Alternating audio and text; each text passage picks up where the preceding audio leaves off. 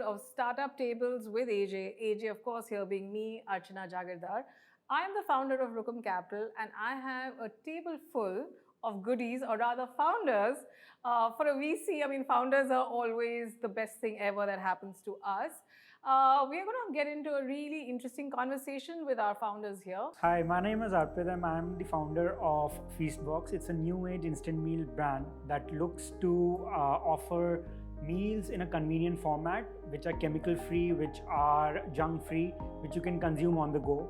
So we have 3 products right now, which are your creamy Alfredo pasta, your spicy arrabbiata pasta, and Mexican rice with baked nachos. I'm Amrit, started a company called taabur. We are in the early age learning and skill development space. We are a platform where parents come in to discover what to do with their child, how to go about booking it, and then we offer the convenience of booking that over WhatsApp on our platform at a great value and discount using our membership. And for the parenting businesses, we are a complete platform for them to manage their business efficiently and also to scale because they get access to our parent network. So the complete end-to-end product platform for parents and folks in the parenting business. That's what we do. I am Chirag. I run a company called SocialTAG. We majorly market D2C companies and we help them market themselves with the power of distribution. I'm Saumya and I run a hair care brand, which is where we are trying to skinify the hair care space. And we are a texture first brand where we have products for straight, wavy and curly hair textures. Hi, my name is Shivam. I run a perfume brand called Perfume Lounge. So we make original perfumes for men and women. My name is Raj Makhija. I am a co-founder of a company called fitcart.com in India and also Smart Nutrition. So we're an 19-year-old company in India. We do sports nutrition, health, fitness, anything to do with your overall health with elite athletes across India. So our clients are all IPL teams, Olympic athletes, BCCI, major soccer clubs, academies and stuff. So we're building something unique for India where we have nutritionists, dietitians, physios, products, educators, all on one platform. Hi, my name is Aditya Poddar. I run FitFeast. We're trying to build India's largest taste-first protein brand. We're trying to make protein less intimidating and more mainstream and fortify protein with extremely tasty flavors. Have you ever had a Malai Kulfi? Yes. And what's the first thing that comes to your mind when you think of Malai Kulfi? So I'm the wrong PG, I don't have a sweet tooth. So I can't answer that, but maybe others here can answer that. Anyone? I've had a Malai Kulfi. What's the You've first never thing? had, or you've I've had. Probably you'd think of sugar, junk, right? Yeah. The extra calories that will be Too consumed. much sugar. Yeah, so we have flavors like Malai Kulfi, protein shake, New York cheesecake protein bar. Point is to integrate very exciting, tasty flavors with protein and good nutrition so that it becomes less intimidating for mainstream people, everyday people to be able to consume protein. We're a D2C brand, 70% is D2C and looking to scale right now, just closed a small round. So, what I found interesting in all the introduction was that nobody talked about their background. Now, typically, if there are tech founders at the table, they always start with me when we were in IIT.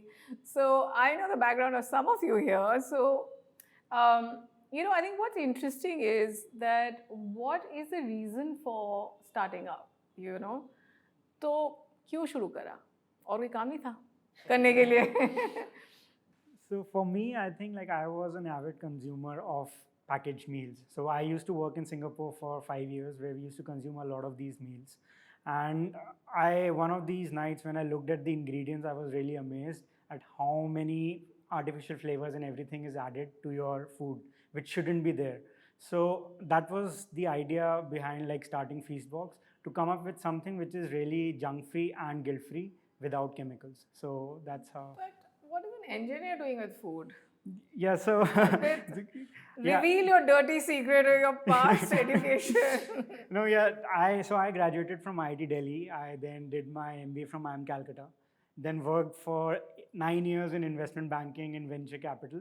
Then moved on to this food so the industry. other secret he's hiding is he used to work at Rukam. So yeah, that's the other secret he's hiding. So I used to work here as well, and there are 2 reasons. I love food, and then I want my food to be chemical free. So that's how I thought I could fill this gap by coming up with a new age of instant meal brands. कुछ I think काम I also have a similar story. Okay. I also come from an engineering background, not Good an IIT. God, what is happening to all the engineers? I mean, they're all becoming founders. Oh dear God. Okay, okay, please. Oh no. Chalo, sabhi bata do apni Four of them. I God. swear. Please continue. So I was working as a consultant in an MNC like Genpact, HCL, and all these tech companies. And while working, I figured out that something is wrong with my hair. बाल गिरने शुरू हो गए थे. तब जाके, I did a lot of research and understood that the whole ball game is, wrong. सब कुछ गलत कर रहे हैं अभी तक हम. So then, of course, my daughter was born and she started questioning a lot about my hair. That, Mama, why do you always straighten your hair? And I didn't even know my hair is curly at that point in time. So that was how the journey started of figuring out what my hair type is. And here we are with Truth in Hair now. Fantastic. I'm from Delhi, but I lived in US and Canada for about 20 years. I'm much older than you guys, so. But I went to school for sales, marketing, and everything. I worked in US for about 20 years with brands like Walmart, Target, Home Shopping, QVC, you name it, we've done it. Right in front of me, Barnes and Noble got transferred into Amazon, and in those days, so I've seen it all I've done. And then in 2004 or 5, I was back here, my home, my parents in Delhi, and then I realized that so much of nutritional gap was there. I ended up meeting some of the cricket players at that time, Rahul and Sachin and all that, at a function, and I asked them I this think you question. can take full names for the Rahul Dravid and Sachin Tendulkar. So met the whole team and then understood they had talent, they had hard work, everything, but they were lacking two parts of it, which was the nutritional aspects of their playing journey. So that's when I got in products introduced in India in 2005. 2006 was my first order from BCCI, and at that time I was fortunately working with Sylvester Stallone in the US at that time. Oh, these are big names on this. So he had a brand called InStone Nutrition. So we brought those products into India, educated the Indian cricket team how to take hydration in context and how to recover faster and everything. And ever since the journey is going, we've grown up to 20,000 athletes. So we can proudly say that 90 of the 110 athletes using our products at the Olympics at the moment. Wow. So again, I started my journey when I was 16. The idea was not to become a marketer. I come from a family background of real estate and all of those things, but did not like that domain at all. Delhi mein sab real estate mein. Everybody is a... Right. No, but I did not. And this is Mumbai real estate. Oh, okay. Different league altogether. Yeah. So did not like that industry a lot. Then started working with few companies in the marketing domain. Then worked with one of the largest talent management and influencer marketing companies in India. Then there I thought, so I realized that there is a gap wherein most people are talking about influencers. So we majorly do influencer marketing. Everybody is talking about influencers, but nobody is majorly talking about the strategy that goes behind choosing those influencers, right? So we figured that, we were like, okay, let's do strategy-led influencer marketing, wherein we majorly take care of the strategy, what the brand wants, what the audience wants, and then reverse engineer it towards choosing the right influencers. Again, while working with the biggest of brands like Duolingo, working with brands like Zomato, working with brands like D2C brands like National Miles and all of those companies, I think the journey has been great. Realized a lot more things than we did earlier, and yeah. For me, I had a personal weight loss journey of about 20 kgs when I entered college back in 2016, 2017. I realized that fitness becomes a lot more convenient and easy if you have some good packaged food items to consume on a day-to-day basis. And in India, if you go on the retail shelves, generally you'll see stuff filled with palm oil, sugar, and whatnot, right? So people really try to complicate it. If you just keep things extremely simple, consume a good amount of protein in every meal, and be on a caloric deficit if you want to lose weight and a caloric surplus if you want to gain weight, everything becomes a lot more easy. It's not really necessary to track each and every calorie, right? So it was very clear for me that I wanted to do something of my own. And this was obviously an area of personal interest. When I did my engineering, I worked for a couple of years in analytics with AXA in the London team. Post that, really want to do something of my own, started looking out for opportunities in the D2C space. On a personal front, I was also very inspired by my father. Right? He has been a first generation entrepreneur and no one in our family before him has done any sort of business. What's his business? Yeah, so he runs a business in the aviation industry. He provides manpower services to airports across the country. Right, and he has been an extreme risk taker. Like, you'll not believe he has actually kept my mother's jewelry on lease just to be able to raise money for his first business. That is really, really Yeah, hilarious. yeah. And people these days are afraid to raise debt. He always tells me that you're educated, you'll anyways get a job, right? So you'll be able to put food on your table anyways. Why not go big, right? So that's the philosophy I had, and that's what I try to do with my business also. Who's going next?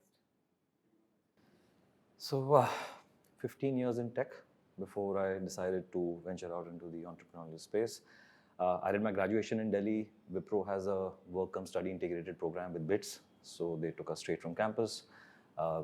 I enjoyed the coding bit, the tech bit so much that I stayed there for 15 years. That was the first job I had, don't have a resume, nothing. At some point I realized I've done this, fairly comfortable in my job. Once you become senior enough, the management part stops appealing to you, and I missed the challenges that I had in my previous roles. So then an opportunity came along, left to start an influencer marketing platform. That's where Chirag and I were colleagues. Went well, took an exit in 22. And this taabur today is more of a personal need. So my wife and I, when we had our daughter Adya, we had some health issues with her, and went around looking for information, resources, all the help that we could find. And being privileged folks, right? We had access to people, we had money, we had everything, and we realized there was still so much of it not available, right? No doctors, no real information, no affiliations. We had to constantly call folks in the US thinking that things are better there. And at some point in our journey, we realized that when we have the time, we'll try and solve for this. We'll try and do something with this. And when I left the last stint, I knew I was going to have some time. Sanjana had at that point given up her career to focus on her daughter's health. So we knew this is the time, let's focus on this. So that is how taabur was born, that, let's tell the parents what to do with your child. So we took up 0 to 5, 0 to 8 years. That's when schools don't kick in. You have the most FOMO because you want to do the most for your child, you know the least actually. Right? Yeah. So, we said, we'll tell the parents what to do with their child, what to expect, what could be the possible red flags, right? And once we tell you what to do, then we have a whole marketplace come and discover what all you can do, where to find these guys and how to book. So we have things like a chess and abacus class, to a horse riding session, to a popular play area or a trampoline park. We got everything covered, right? If you're an 18-month-old's parent to an 8-year-old, the platform covers you. We give you great value, discount. There's a concierge. We know mothers are juggling multiple jobs. So, today you could just send us a voice note saying, hi, listen, book this at 5 o'clock. And we take care of it, right? Most of it is automated. And then on the business side, we spoke to a lot of businesses before we started, and we realized some of them are very small setups. Some of them are part-time teachers. They need resources, they need software, websites. All of these are an afterthought for them. They don't, at first they said, can you give me a space? Can you give me your network? Can you get 5 people to my workshop? So today we give them a full stack to manage their business, and of course help them with marketing, get them customers and all of that. So that's how taabur was born. This was a personal need for us. Okay. So I'm a third-time founder. So this is actually my third venture. So after my last exit in 22, I was looking How did you for get my the next. exit? You sold to somebody? Yeah, I sold my last company to a Swedish investor. So before that, I actually started my career in You made money e-commerce. then? Yeah. I've made money in both my ventures. Oh, good show. So I started actually my career in e-commerce. I was one of the first guys to attempt to sell furniture online in India. This is back in 2011. So we used to run this company called heavenandhome.com, which was a subsidiary of Jabong. And it was at that time one of its first. It was pre-Amazon, anyone who attempted to do that at the time. So we did really well. We scaled. We eventually sold our company to Furnish in 2012. And post that, post that exit, I was again looking for things to do. So I started this agency. I wanted to get into tech. So I actually learned how to code myself. I wanted to sort of build like different apps, like get into sort of user experience and stuff like that. So did that for about 8 years. Again, scaled that agency to a certain extent. But again, like I wanted to get back my real, I think, interest was in D2C and building brands. So 22 is when I got the exit, and I was looking for something to do. And I think the reason I chose perfumes was because I studied in the US, and the only thing I used to collect or at least buy in duty free was perfumes. And I never really collected anything unlike my dad, who has like sunglasses and like multiple other things that he has. The only thing I ever bought was perfumes, and like when I was looking for something to do, it kind of sort of really resonated with me in the fact that I was like, okay, this is something close to my heart. This is something that I feel also has a white space in India. And I researched for about like 5-6 months, and really figured out what I wanted to focus on. And so 22, I kind of also met 2 other founders who was also from the product side. They were also trying to build something in the similar space. So we just in one conversation we kind of connected and realized that this is what we all wanted to do. So, almost everybody here seems to have work experience before becoming founders, and then there is you who's got work experience as a founder, which is rare. So, how easy was it to let go of your day jobs, a good salary? Everybody has some degree of responsibilities. You said you've got a young daughter. So, how easy was it, and who resisted and who supported you guys when the decision was taken to be a founder? See, I can speak as a founder, I guess, not so much somebody who works. I think as a founder, the biggest struggle is, income, right? Like, it's not always consistent, especially early on, when you're trying to build. Even at the agency, when we were trying to build, it's not like there was there were months that we would take a salary. There were months like we weren't taking a salary. And, like you said, if you have a family, obviously you have expenses, you have responsibilities. So it's hard. And, so many times, during that journey, I was just forget this. With my experience, I can just go get a job, get consistent income. Why am I trying to build this? Whereas we were paying salaries, people were getting money on time, but we as founders weren't taking salaries. So absolutely, I think there's that struggle for every founder as well. There are times where you just want to quit. Who supported you? When you took the decision, was it? I think my parents supported me at the time because they were like, look, even if it doesn't work, you still have a roof under your head. But also my savings went into the business. So even from my first venture, it's not like I had a lot of money to sort of go around. But yeah, I think my parents were the biggest support, definitely. So for me, I think explaining to my parents why my business is not making 40% profit in the first year is very tough. So my father has always been used to businesses that make a good profit. Explaining that it takes money to acquire customers. You have to have a pipeline of customers for the first couple of years and then eventually get to a break even. I think explaining that has been a journey. But having said that, they see the kind of effort that I'm putting, being 24/7 into it, whether it's weekends, whether it's any holidays, right? So I think they do understand that it's a long-term play, right? If you make money, you make a lot of money. If you don't, it's an experience. And I kind of think of my time as an entrepreneur as my MBA also, because I haven't done my MBA. So I feel like I'm actually learning so much more than I would have in a business school in the US or the UK. It also depends on the phase of life that you're in, right? You're much younger, then the liabilities and the risks are limited. In our case, at least, I'll speak for myself, had a child and both of us are working. One of us stopped working, and then at that point I decided that let me try this. So for us, it was simple that when I start something, I'm going to keep aside 3 years of capital needed, based on my projections, needed to run the business. We set that aside.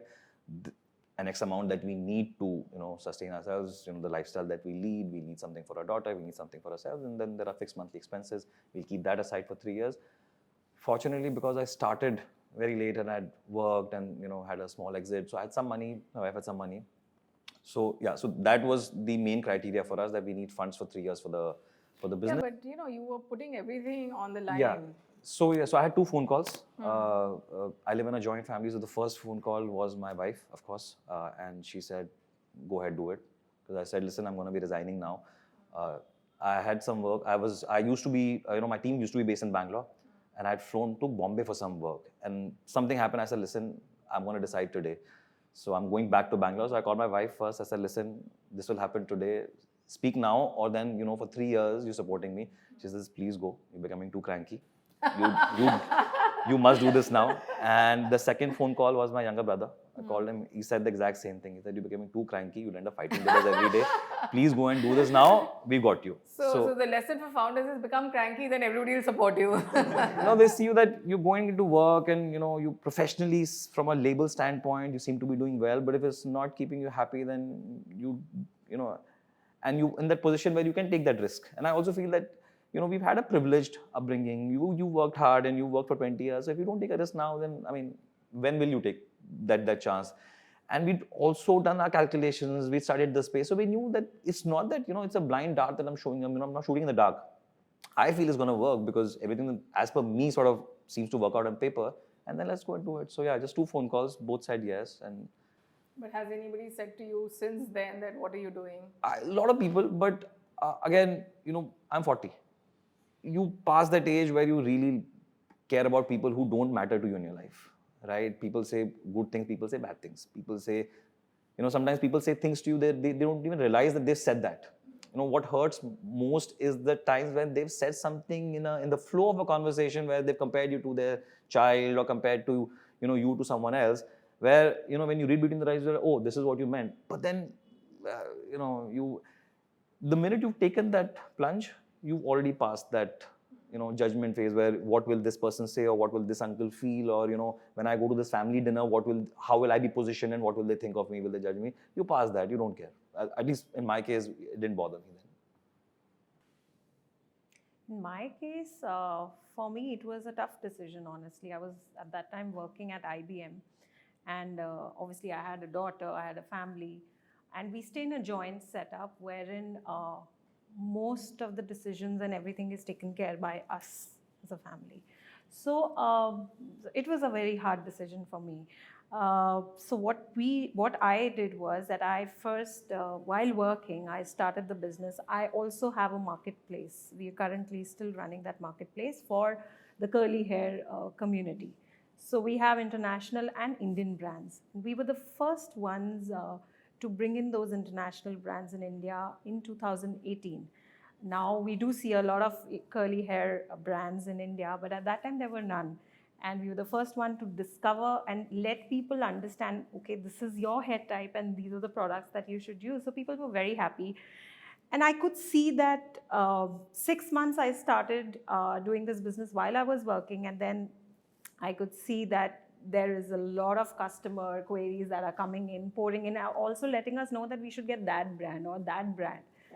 So that's when I decided that, okay, now it's very difficult for me to do both the things at one time. And I had to take a call, and I'm so glad I did. That now that this year we launched our own brand as well, which is Truth in Hair. But did anybody try to stop you and say that it's a damn bad idea? No? Nobody stopped you? Thankfully, no. Everybody was very supportive in my family, my husband, my in-laws, everybody. And I think all thanks to them that I've been able to be here today at this level. Because I understand it's very difficult for any woman, especially after having kids, to get into business and have all your focus on business. It's really hard for a mother. I think we all are privileged enough that we are in a generation wherein people are actually supportive. When it comes to me, again, I come from a real estate background. Like, there was one point my father was like, "Tu yehi join kar raha hai." I was like, "No, I think I want to do something else." And they supported me. They were like, "ठीक है, तुझे जो करना है तू कर." That is not a problem at all. And that is, I think, the biggest plus for anybody and everybody. Like, when you have family support, I think anything and everything will work out. It makes all the difference. Yes. Because if anything goes down, they're still there. If everything is going up, they're always there. So for me, it was a very calculated risk. Like we had ensured like we have enough savings that if we are taking such a high risk, our living is not impacted as such. So we had a baby as well early this year. So we had to make sure that we have the buffer needed when we do this startup. Additionally, like we spent a lot of time in research when we were in our jobs to make sure that there's a gap that we are trying to fill. It's not just a startup that we want to do because we are passionate about being an entrepreneur. So we did enough research and we were sure. But I think the hardest part who was stopping me was everyone asking me, "तू तो engineer है, ये क्या कर रहा है? Like food में क्यों कर रहा है?" So every relative who I met, he was like कि बहुत ही complicated space है, बहुत लोग हैं, you won't be able to survive. So it was them stopping me, but I think ultimately it's the family who keeps saying like, starting is going to be tough. Eventually you will figure out and it will be all fine. So I think family is again the biggest supporter for me. Anybody who faced any I think pressure? that way is typically even friends and some people will come and say that engineer से कैसे beauty space दूर दूर तक रिश्ता there's नहीं no है connection. I met an investor once. He told me the specific line: "You're from an analytics background. You're good with tech. You're good with numbers. Why are you selling chips?" Right. So it was very hard for him to understand that end of the day, I'm building a digital business. My skills in tech and computer science would still be required for me to scale, right? As I go from X to 100X. Yeah, but he's one of the people I want to go back to, and once I build a huge brand and tell that eventually I made the right choice. But I think, like what I've seen, for example, is that, so you take that leap, right? And you decide to become a founder. But when you walk into, let's say, a social gathering, your friends will have big sort of brands that they're working for, and there's a different arrogance that, they bring to the table. So do you guys miss the brands that you worked for, and now to justify who you are in India, we are conscious of brands. So does it make a difference? When you walk in, or do friends say, "Arey, मेरे को मेरी company ने business class में भेज दिया to wherever, to the US maybe, but you can't afford that, or you don't need to do it anymore," for example? I think there's always societal pressure, right? Like, I mean, there'll always be in any circle, especially in Delhi, like where it's a very small social circle. And I mean, honestly The speaking, size of your car matters. exactly. What car you drive, where you live, like your PIN code matters, right? Yeah. And even like some of my friend circle, like, everyone is like doing something like really big, for example, like if they, like you said, if they're traveling business class, and everything is on Instagram nowadays, right? So there's always that FOMO too, like, okay, everyone's in Italy for the summer, for example. Yes. And you're sitting in Delhi building your startup again, right? So there's always that thing that you'll question, right? Okay, why this? Everyone's traveling, everyone's living the life, everyone seems to be killing it. And you are at that, stage, again, you're starting up. So yeah, like I think that'll always remain, but you just have to, I think, keep your head down and keep building, right? Like, because I think there's something different for you, like, out there, I guess. So I don't know. So I guess you got to keep building. That's the part of the journey, right? If you worked in the past, we all used to an office of our own, people sometimes waiting to meet you and requesting to schedule time with you. Yeah, that's a different eye. And then right? And today, if you've done well, you work for any corporate, you've traveled, you know, on business, India, overseas. So you've lived that life where you have your Amex and everything is paid for. It's great, right? You get miles and then, the typical, the corporate gig. The first 3 months of your startup, you try calling interns and then they sometimes don't respond. Yeah, they don't take your calls. I once wanted to interview an intern at this Costa right here. She didn't show up. And at 10:15, we're supposed to meet at 10:15. I call her, "Listen, are you on your way? Are you going to be late?" The response I got was, "Oh, oops, I'm still in bed. I couldn't get over it."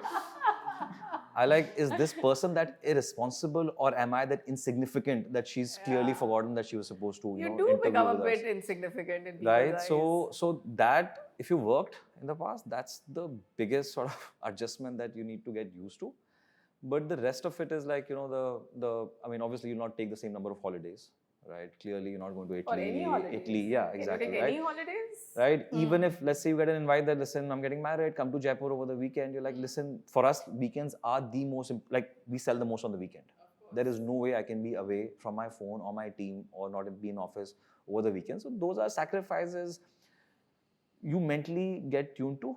But just the other stuff that I explained, right? That shedding off that the comforts of the corporate, that takes about 3 to 6 months to get used to, then you're okay. Then you're like, oh, so this is what is going to be like, right? This is what the getting used to feels No like. expense account. No expense account, you have your own credit card, people call you, You have to book yourself. There is no Look email. for the cheapest flight. No, and you do it on your own. There is no email that you send to like, listen, I need to go here and book me via Dubai. There is nobody calling you back to tell you, sir, Emirates is not available. No, you are looking at the cheapest and now you're looking at Fly Dubai, not Emirates. Yeah. No, that's not Dubai now. You're not even domestically thinking, can I avoid this meeting? Can we do this online? Right? Yeah. So No, what I want to just add is like when I've heard, everyone's story here, and I just want to add it's not like, your parents, your family or anything. It's your gut feeling, your inside that wants your ambition to succeed and do something. And that's the secret point of it. So all of those are, part of the whole thing, but it comes from inside, not from anywhere else. Because ours, when I was working in US, we started our entrepreneurial journey very, on the side, on the weekends already, without even thinking, because we wanted to do something, right? Wanted to have an ambition to do it. And ours was a very different one because we transitioned from 20 years of living in the US to come to India and start from scratch, and everything is 20 years behind. When I came with the BlackBerry here, everybody laughed at like, what is this in your hand? So things like that. So it's I think all the situations fell apart. Everything matters in your heart. So that's the secret. That's what I think. And that sort of helps you overcome all of the other sort of hurdles. Like every day we go 3 steps backward, 2 steps forward in India. From us 18 years, we haven't adjusted yet to life here. But we keep going. We say, keep trying. We spend 3 hours just chasing couriers here, which is a 20-minute job in the US. But we still keep doing it because we're looking for a bigger vision, bigger picture, and we know that once we're there, we cover everything in 5 minutes. So that's the power of believing. So, one of the biggest problems or situation about a startup is failure. How much do you guys think about failure, worry, कि ये तो नहीं चलने वाला है? Does it keep you guys up at night? see, failure of course it's a worry, but not in terms of what if this venture fails completely, I'll tell you. This particular business model may fail. This approach that I've taken may fail. That's the constant worry. That's the everyday worry. That's the weekly update worry, right? That this bet that I've taken, this new feature that we developed, this new product that we've launched, right? Will this work? Or this is not working as I thought that it would. And then you sort of course correct. So that's everyday worry. Larger philosophical worry that, this will fail, right? This may fail. What do I do then? You think of that when you start. You have a contingency plan in life, right? That listen, I will be employable, right? I work hard, I'll figure out something. So once you start with that, then I think that comes once in a while. You have a bad day, you have a really bad meeting, you're low, right? Once every now and then you may be low. Only on those days, otherwise the constant worry for at least someone like me would be, will this work out? And if this model, this plan does not work out, what's my backup plan? And how do I bounce back from this? And how quickly can we launch the backup plan? And what's plan B or plan C, whatever. But the larger philosophical, with this fails, what happens that you told yourself on day one, right? And you have a backup plan. We'll shut shop, we'll apologize to investors, we'll return this money, we have this money set aside to pay dues to the vendors. And we go back in the job market, or we call friends, people who wanted to work with us at one point, that listen, I'm available now, what do you want to do? So that's, you've told yourself that on day one. And then maybe on dark days, cloudy days, you think about that. But for me, the constant struggle is that, am I going to hit this number, right? Then if I'm not hitting the number, then this is failing. What else is failing, right? Our content is failing. Our business model is failing. Our plan is failing. This new approach to onboard people is failing. So that worries me on a daily basis. The larger question, not so much, not on everyday basis. I think I agree to Amrit sir. I'll tell you. So there are 2 sides of the coin. What is the worst that can happen? What is the best? What is the worst? What is the worst? The worst is it can shut down. This company can shut down, but my ideology, he just mentioned, my ideology towards working on this will not shut down. If I believe in my idea, I think there are new verticals that can start. There are new things. There can always be a newer thing, right? When we started, we were like, okay, let's do influencer marketing. Okay. But then there were so many competitors, right? What do I do now? I want to now enter into newer domains. How do I strategically get into newer things. We started AI-led influencer marketing. We started deepfake AI when it comes to newer ways of marketing the brands and things like that. We did so much in AI because last year AI was trending a lot, right? The brands used to come to us. They were like, "हमें AI integrate करवा के दो. How do we market through AI?" We told them these are the ways you can use. So there will always be a new thing that will come up in the market, which will one frighten you from your main idea, and when it comes to exploring newer ways, there will always be new doors that you can open. So. Failure.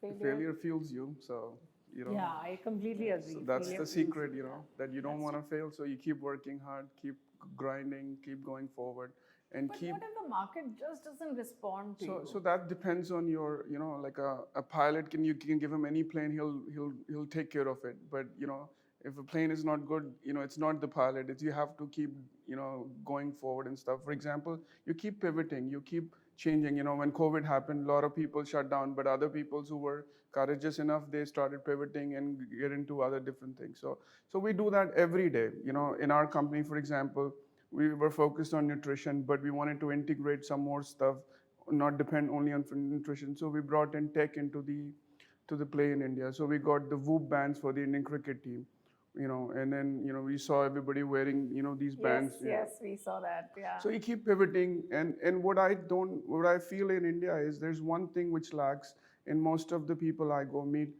is the innovation. Copy paste is very common here. If you do the innovation, you have authentic products, you do innovation, your competition, failure, everything is on the side. So just, that's the secret here. Failure fuels you because the fear of failure will make you working hard. So that's the gist of it. I personally believe if you're in it for the long term, your odds to become lucky get higher. 10 experiments might fail, but 11th one might succeed. But you have to be resilient enough to wait till the 11th or the 12th one, right? Personally, for me, I was rejected by 50 plus investors in the last couple of years. And if I be very candid, I have been on the verge of giving up a lot of times. And for all those rejections, there was nothing material feedback that I could work upon. There was nothing like you can make the product better, you can make the team better. It was just that the market is cluttered, as you mentioned. There's not, according to them, there is not enough room for me to build a 1,000 crore brand in this market in the next 5 to 10 years, right? I changed absolutely nothing. Just kept speaking to more investors. I think serendipity kicked in, and I was able to close 20 to 25 angel investors in the last month, right? So I personally believe if you have a buffer of 3 years, you have to be on it for the next 3 years.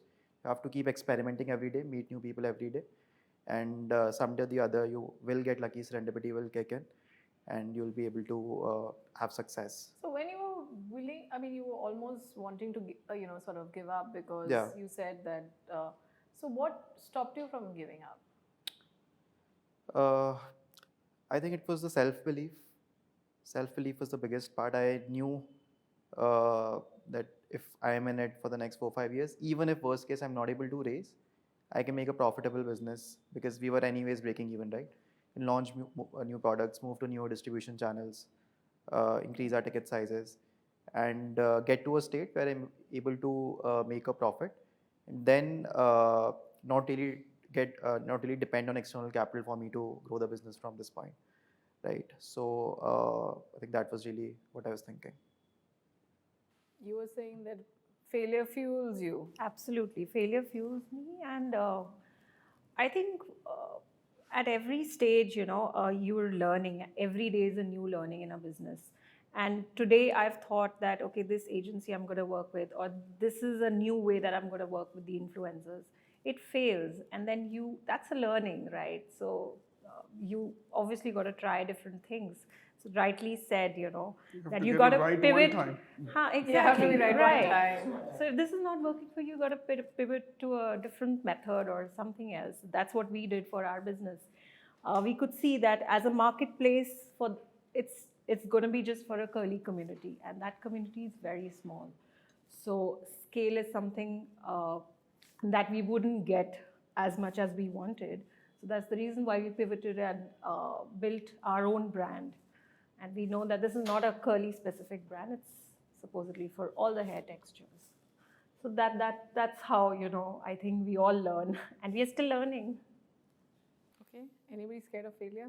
No, I think startup is a roller coaster ride. Like you are bound to have at the start a lot of thoughts about failure, especially like in the food and beverages when your consumer consumes your product and they leave a bad review.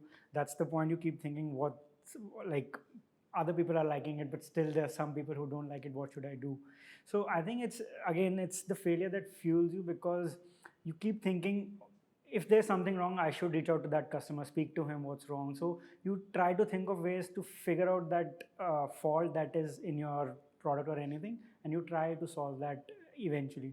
So it's constant innovation. Like no day is same, I think, in a startup. Like every day is different problems, different way to look at it. So failure, I think it's a constant thought, but it really makes you a passionate founder as well. It makes you stronger. You learn a lot from Like, it. Not at when all. you grow up in US and then you meet the startup founders and venture capitalists and stuff, so they always say one line. It's the founders. It's not about the cash running out. It's the founders' energy. Yeah. So if you have that, then you won't be able to go through that. So Very true. Yeah, I think specifically in India, it's kind of harder to shut a company down than start one. There's so many, apart from the social stigma and stuff like that, there is so many compliances that, stay with you for years. Like I've seen it with my dad's companies where, the company shut down in 2001 and he's getting income tax notices in like 2010. And, when there's no running income, like it's harder to like keep complying with those legal things. So that's I think another thing that a lot of people don't think about, but of course, like, it's much harder when you shut a startup, especially if it's a private limited company. And I think that stays with you. So it's like I said, it's easier to start up, but when you actually shutting down and everything is going downhill, it's going to stay with you for a long time. So I think that fear always stays with you. So do you need a thick skin as a founder? Like you basically take in you gotta everything be that mentally comes. strong. That's Yeah. the secret. Yeah. I agree with that. You'll have to be mentally strong. See, if you're in it for the right reason, you'll find that courage, you'll persist. What we're trying to say. What is the right reason? See, you should be in it because you believe in that idea, right? The reason that we've all shared with you, why did we start? You got to first of all believe in that yes, I like this, I want to solve this problem, or I want to build this. And this will keep me happy and engaged for the next 3, 4, 5 years. It can't be listen, I'm going to be on a PR junket, I'm going to be in social media, I'll go to one talk and give gyan for 2 days. Nobody wants that from you. Panels, Right? podcasts. Unless everybody wants to be on a right? podcast. Unless you've changed the landscape or you created, Paytm, or who's going to come and listen to you, right? First, do something that big. So if you're in it for short-term goals, a little bit of, short-term glory, then if your reasons are incorrect, you'll not have the energy beyond a point to sort of persist. But if you're in it for the right reason, that I like this space, I'm going to build a real business out of this, we're going to make money, we're going to, generate value, we're going to solve this big problem, you will find the courage to persist, right? In the end, the game, what we're trying to say is, got to persist. If you persist long enough, you'll find the right pivot, you'll side shift, you'll do something, you'll figure out the right solution. That will only come when the reason is right. Now, if you're in it for the glamour of whatever short-term goals, then obviously you will struggle. And if you struggle with your motivation because something else, some other shiny object is in the near horizon, and then you approach toward that, right? And then, then you know what. And then you have to understand that, any stuff you do in India, it's a 10, 15 year journey, right? Absolutely. At least, very least. So I get calls from international brands wanting to enter India, and I sent a reply back. It says, if you have faith and patience for India market, then we are talking. If not, then please go somewhere else. Yeah. So this is how things are here. I think more than that, also the founding team matters. I think, you can be in it, but if you have a co-founder, for example, I think you both have to be on the same page. And I think because if the goals are different between your founders, I've seen startups fail in front of me, like, just because the two founders want different things. I'm a solo founder. So, So so I have nobody to fight with.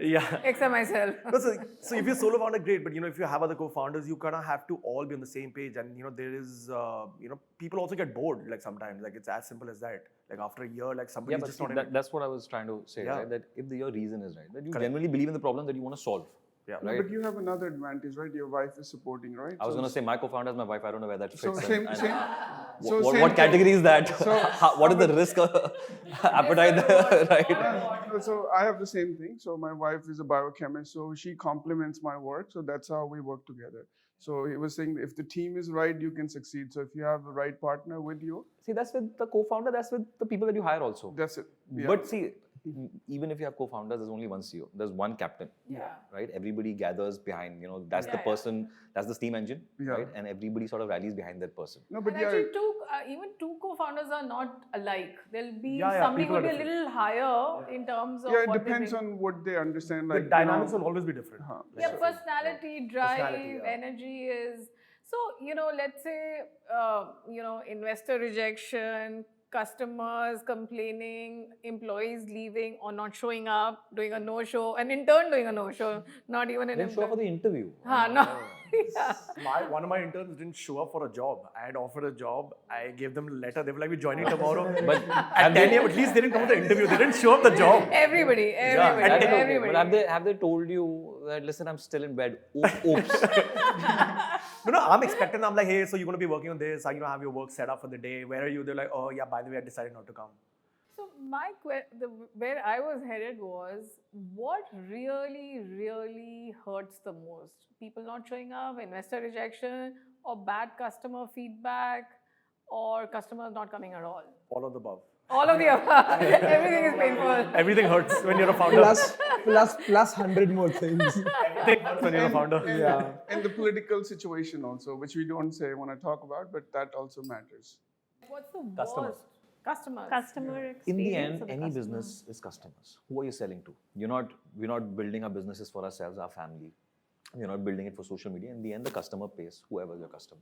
So if that person and a group of them, right, there's a trend of them not understanding the product or not liking the service or sharing negative reviews, then you know that there's a gap. So what do you that do has with to a negative hurt. review? It better hurt you the most. But what do you do with that negative review? What's But the then you go back to the solution? drawing board, yeah. Yeah, you start improving on To that. understand what's wrong. You start improving on like this is the mistake. How do I improve on this? So you get a customer review, for example, in a skincare product. If your product is not good enough and there are more than 100 people talking about wrong about that product, as in it's not a good one, it's not efficient enough. So then obviously you've got to work on that product again, do the R&D again, do the working again, and then come out with a newer product. But then again, in fact, I have a question that it is so difficult in an FMCG world that by the time you're doing that, making those changes to that product, तब तक आपकी market में आपके customer There is ने a new competitor. हाँ नहीं तब तक चला कुछ गया और आ customer, गया the और वो customer's कस्टमर gone. चला गया Yeah. फिर. Yes. They will So not come then- back to try and know and find out कि तुमने change करा है कि नहीं So करा then है. I don't understand when people say that you can come out with the product as soon as possible, but then work on it later on. This is what they say, founders can always come up with a good enough product. So I think there's a nuance there. But I mean, I'd like to hear everyone. What does everyone feel about I this? think there are two perspectives. One is you take a year and a half to really work on the product, do the R&D, get the testing done, get it soft launched, and then actually go to the market, have the GTM 1-2 years down the line.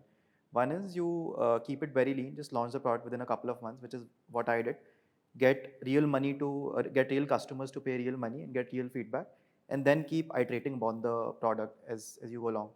So I support the theory where you actually launch the product first, because I think you can only get so much feedback from a survey. Once you actually get customers to pay their hard-earned money, then they'll be able to give you better feedback and actually tell you what is not working with the product. So I really believe and follow that. Anybody else? So coming back to your customer question, the mistake I did when we were starting our business, we were addressing and dealing with the wrong customer. So addressing the right customer base is the secret. So ours was premium products and expensive and highest quality. So we were going for everyone and anyone. So now then we shifted our customer base to elite, niche and everything. And ever since we never had a problem. No, so I point to what you just said. I think addressing the right customer becomes very important because, you can't make 100% of people happen. Like, it just doesn't happen. But I think if you're addressing the right segment and getting the right feedback and you're building for that segment, I think that's what really matters. And as long as it's like, above a certain threshold, in terms of even, let's say, your NPS score, I think you're good. But you will never get ready to say, look. No, but that's what hurts the most is what I think we're That's trying to what- write. yeah. That's probably for us, that's the most important thing. That's what hurts the most. That why are we missing this? See, the thing is, like, sometimes customers just don't like something for just the fact that they're having a bad day. and there's even bad people when it happens. But then what Chandra's general point was that if you're addressing the right segment and, your product and you're building for that, I think if you are above a certain score, at least in that sense, I think that's what I look at personally. I go with the fact that, no matter what product I'm building, I'm not going to represent 5 certain views, right? And I can live with that as long as, like I said, my product is good, strong, and it's building with the right segment. If that segment is liking it, I think I'm happy that they did. So that's basically what I was. The toughest part is usually the customer who is happy, they won't put a review, right? Yes. And it's the Yeah. customers who are Happy unhappy. customers, And they will yeah. put a detailed review on whatever they don't like. So it's Exactly. really hard that... Absolutely. Yeah, even on Amazon, I as a consumer, I look at ratings. But now I know that it's not... It's usually skewed to the bad ratings because people who don't like the product only put the review. So I think you incentivize their reviews, they will answer. Most of the time it happens. So in our stuff, we don't do much outside of our thing because, we're always short on stocks and products availability. But when we request a customer, it benefited your recovery and you feeling better, and I say, will you be okay to put a testimonial out so that the other athletes and young kids can look up to you, and the minute you give them emotional touch, they will do it without any problems. We put flyers inside the order that say if you review, there's a QR that they can scan, redirect it to Amazon, and we'll give them a 50 to 100 rupees cashback or a percentage of whatever order value that they have. So generally, we have seen 15 to 20% people do actually review, right? So quick, sort of closing remarks. What is that one tip you will give to an aspiring founder? So one tip? I would say be extremely comfortable with failure. Just assume failure is going to come no matter what. You're going to fail at something or the other every day, and take it in your stride, keep improving. Be very comfortable with unstructured work, be ready to mop your office, and also be ready to make your roadmap and pitch deck on the same day. Right? There is absolutely nothing to be embarrassed You've really about. lived the journey. Yeah. I wash dishes in this office. Yeah. Yeah. No, I would just say, just have faith, have patience, and keep working hard and be innovative. That's the secret. I think just be passionate about what you're doing. I feel if you're passionate, then I think you can sort of, get through the ups and downs, because ups and downs. But can you define passion? Like, what does that mean? I think for me specifically, I'm passionate about perfume. I actually like perfume not as just the fact that it's my business, but also as a user. So, at the end of the day, I get to work and I'm happy about it. I'm happy about using the product. I'm happy about building the product. So I think for me, passion is that, you live, breathe that in a sense. But if you're not really into your product, you don't believe it yourself, you'll never be able to sell it. So that's, I think, in a nutshell, you really need to live your product, use your product. It doesn't feel like work. So. Yeah, it doesn't feel like work. If you're not going to use your product, you're not going to be an advocate of it. I actually use my product, even though it's an affordable segment and all my friends are in the luxury segment, I still go and sell them that product. I'm like, buy it. They're like, no, we'll give it to our staff. I was like, no, you want to use it yourself. I actually believe in it. It's better than your luxury perfume. So I think that's pretty much in a nutshell. You got to be your own product's advocate, pretty much. I think resilience is very important for each and every founder. And also I would say consistency. Consistently, I know there are ups and downs in a business. There are certain days when you're feeling so low, but then getting to work every day, getting to go to office every day, even for those few hours and doing a bit of work here and there, and that consistency will definitely get you somewhere. And resilience, of course, that it's,